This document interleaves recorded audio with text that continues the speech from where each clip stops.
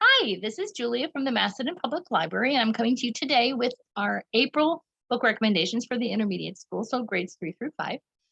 This time I'm going to be bringing two novels and a mid-reader for you. The first one is called When You Trap a Tiger. It's by Tay Keller. It is actually the Newbery Award winner for this year, so that they was just recently announced last month. The second book that's a novel is Unusual Chickens for the Exceptional Poultry Farmer. And then the last one, a mid-reader, is called Starla Jean, Which Came First, the Chicken or the Friendship? So this summer's reading, the theme is called Tales and Tales. So it's all about stories for animals. And I just thought it just happened to fit. Like, these are the books that I wanted to read anyway, but as I'm getting ready for summer reading, it's like, oh, these would be perfect reading for summer for intermediate age. So I wanted to do that. And also the two novels, The Unusual Chickens and When You Trap a Tiger, both deal with death of a family member. And it specifically talks about how animals and connection to family and community can help deal with some of the loss that you're feeling in your family. So first, I'm going to talk about, again, the Newbery winner for this year, Tay Keller's When You Trap a Tiger. I love the cover of this. I don't know how well it's going to show up. So like the story, it's like a story jar and like stars in the story jar. I thought that was really cool. So this is told from the main character is of Korean origin, and she talks about her Korean grandmother. So I'm going to read the inside of the front cover. It says, "How many?" I whispered. "Will you tell us a story?" My grandmother smiled, took a deep breath, and began with the Korean version of Once Upon a Time. Long, long ago, when Tiger walked like me. When Lily and her family move in with her sick grandmother, a magical tiger straight out of her How Many's Korean folktales arrives, prompting Lily to unravel a secret family history. Long, long ago, How Many stole something from the tigers. Now they want it back. And when one of the tigers approaches Lily with a deal, return what her grandmother stole in exchange for How Many's health. Lily is tempted to agree, but deals with tigers are never really what they seem. With the help of her sister and her new friend Ricky, Lily must find her voice and the courage to face a tiger. So again, that's When You Trap a Tiger. So if you like fairy tales and folk tales, I think if you have any kind of question about how magic might work in our real world, or if there might maybe be some magic in the world, this is a great book for you. It's told from the perspective, again, of Lily, a young girl who moves with her mom and her older sister to live with their aging grandmother, whom she calls Halmoni, which is, I think, the Korean word for grandmother. She has interactions with a tiger. It starts out at the very beginning when they're traveling in the car. Start out as very scary, and then she starts to think that maybe the teacher can help her and her Halmoni, who is very sick. It's about how stories can help us, especially when they, and it mentions this on the very bottom up there, when they refuse to stay bottled up. The stories won't stay bottled up. They can help us. Okay, so the next one, I've been wanting to share this with you for a while, and it just happened to fit with this theme altogether. It's called Unusual Chickens for the Exceptional Poultry Farmer. So I was drawn to read the other one, the Tiger book, because I really liked the cover, and I thought, well, this is kind of cool in folk tales, and I like that. Just such a quirky, strange title that this caught my attention right away, and I knew I wanted to read it when we got it at the library. So I've never raised chickens, but I have friends who have chickens. I know that chickens can be loud. They can be really hard to catch. We'll talk more about that later. But they can also be cute, and they can have really interesting personality. And then this is what Sophie learns in the story. So I'm going to read the inside of this book as well. When 12-year-old Sophie Brown moves from Los Angeles to a farm inherited from her great uncle, she discovers a cranky chicken that can move objects with the power of her little chicken brain. Jam jars, the latch to her hen house, even the entire hen house. Soon more of Sophie's great uncle's chickens come home to roost, throwing the farm into clucking chaos.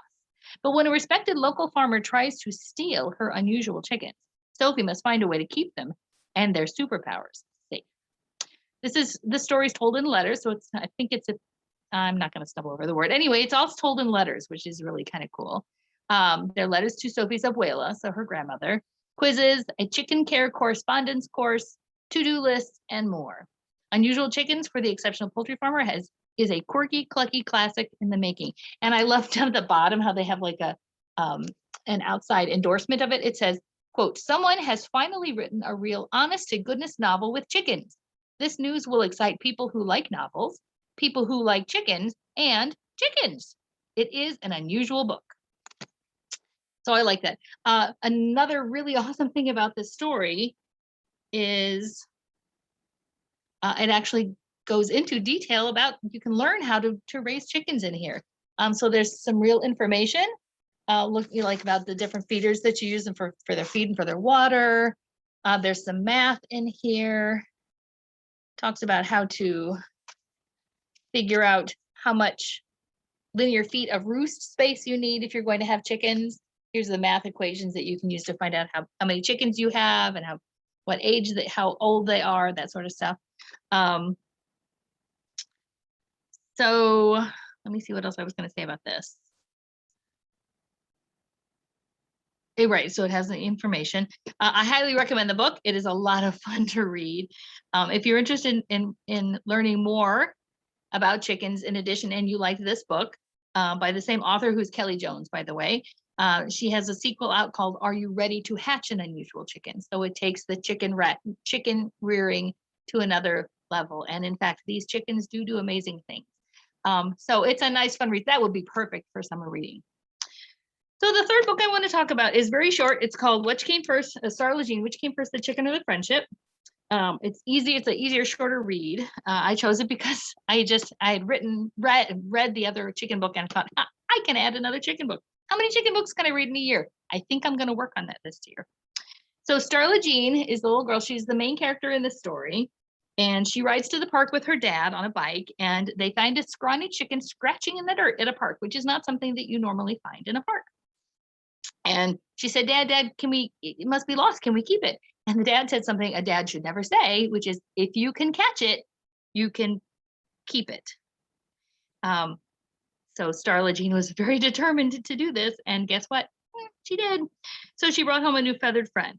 So at the beginning of this, I thought this was really cute. I want to read this from inside the story. She says, there are certain things you have to do if you're going to catch a chicken. Trust me, I'm an expert. I wasn't always a chicken catching expert until last Thursday. I didn't know much about chickens at all. So then she lists the things that she thought she knew about chickens. These are the things I did know. Chickens lay eggs that people eat. My favorite way to eat a chicken egg is sunny side up with 2 pieces of toast. So that's what she knew about chickens, was about their eggs. Chickens, like all birds, have feathers and wings, but chickens can't fly. That's what she knew. And chickens like to take dust baths. Not really in a bathtub, but they like roll around in the dust. So these are things she thinks she knows. And then chickens aren't very smart. And then she says, it turns out that not everything I knew about chickens was true. And so that's what continues in the rest of the book. It's a really fast read. It's like it's almost 3rd grade level. It was a lot of fun. And I'm sure that there's going to be more stories about Starla Jean. And she does in the end get to keep her chicken. She names the chicken Opal Egg. So I know that there's going to be more stories coming out of that. So if you like that, you can look for those to come out to be published later this year. Right, and I will leave it at that. And I hope you have fun in your reading journey and have a great April. Bye.